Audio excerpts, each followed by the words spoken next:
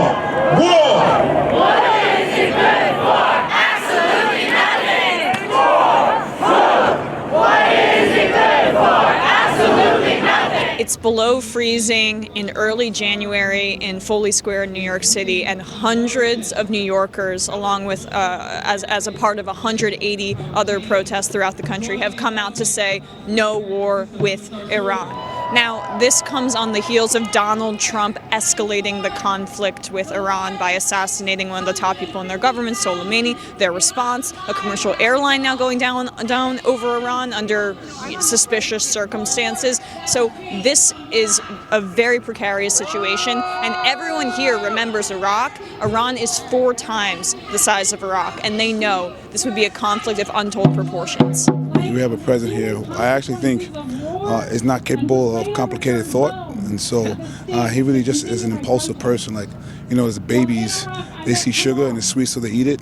He's like that. He saw someone he didn't like, he killed him, thought war was good for him to run for re-election, so he did it. That's the type of person we have, so I'm glad that there are people here who are standing up, just saying that we're not going to otherize our brothers, sisters, and family across the world, and we're going to push back on a needless war. I was in the armed forces during the Vietnam War. I was stationed in Germany, but I remember reading the Stars and Stripes about the hundreds of soldiers that were killed and wounded, and the thousands of Vietnamese that were killed and wounded every week, and for no just cause. And I'm fearful that in the Middle East, we're inching our way toward war. I don't trust this president, and I'm very fearful. And I think that the people need to express themselves and not sit back, and to voice their opposition. I was born in 2000, so I've always been existing in a state of constant war. Since a very young age, I've been aware of the constant death of black and brown bodies on a global scale, led by the United States as an empire.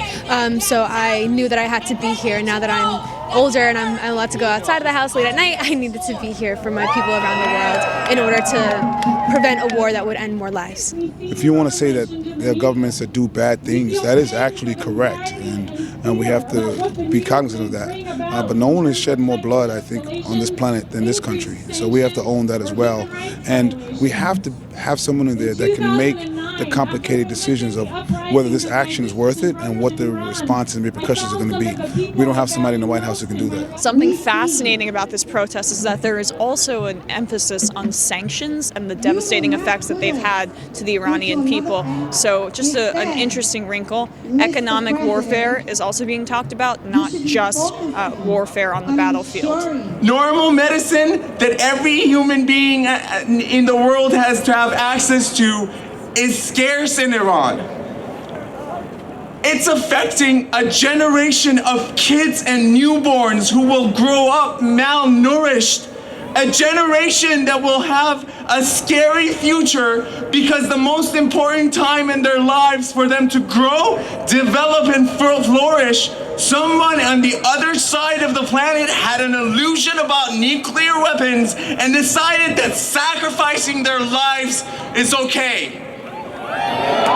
It is deeply encouraging that so many people are out here tonight. I didn't think it was going to be this big, protesting potential war. It's a resurgent anti-war movement in this country. Everyone saw what happened with Iraq, and now they're out here protesting a potential war with Iran started by Trump's recklessness.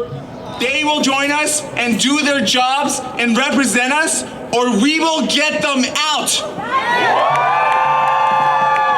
We will take those jobs from them and give them to people who actually care for us. So to our politicians that claim to be on our side, join us or get out of the way.